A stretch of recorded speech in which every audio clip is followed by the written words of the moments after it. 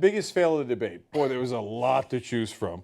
But I think when you see this, you'll agree that that this was quite the failure.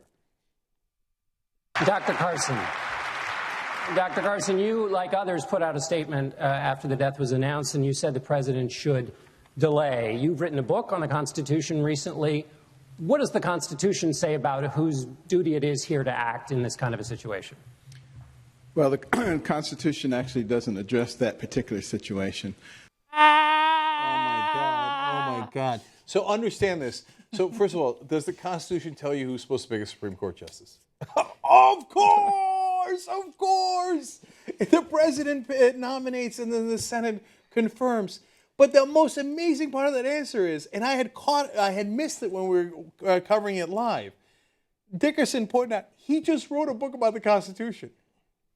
He wrote a book about the Constitution. Ben Carson did. And he doesn't know that in the Constitution, the president picks a Supreme Court justice, nominates him, and then the Senate confirms. I'm going to guess. That's the most pathetic thing I've ever seen. At that point, he should have been like, you know, John, I really don't know what I'm doing up here. I'm going to leave. So I'm going to guess that book on the Constitution ghostwritten? Maybe. I think America's had too many presidents who've read the Constitution. We need change.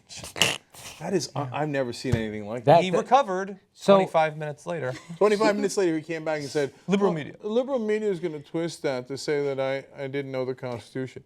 Yeah. Yeah, because you didn't know it. The liberal media is going to make hay with that. They're going to act. And I was like, go and eat your hay, Eeyore. They're going to make the hay, and then Putin's one-horse country is going to eat it. That was something else Carson said in a debate, that Putin is a one-horse country. Yes, but he rides shirtless, mind you. That's true. Putin is a one-horse country with oil and energy. Man, the guy's a walking debacle. So when he says that the Constitution actually doesn't provide for choosing a new Supreme Court, you remember the last time we just fucking willy-nilly it every time it comes up, right? You're like, I don't know, let's fucking roll dice. Yeah, I picked one in the 80s. There's no, I wish there was a process. Yeah. Which, by the way, I wish people knew that the process that we have is one that has developed, as so many things has, it's just developed. It's not specifically in the Constitution. It says that he nominates them, and then the Senate provides advice and consent. What does advice and consent mean? Well, you have to look to hundreds of years of congressional history to figure that out, because it's not actually in the Constitution.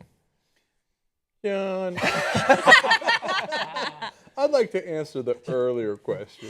Could we go to my website, please? Yeah. I wish I had known back in like freshman year of high school that like when I like hear my name and I like wake up, I want to go back to last question. That would be acceptable. Yeah. You know, for totally a possible cool. presidential nominee.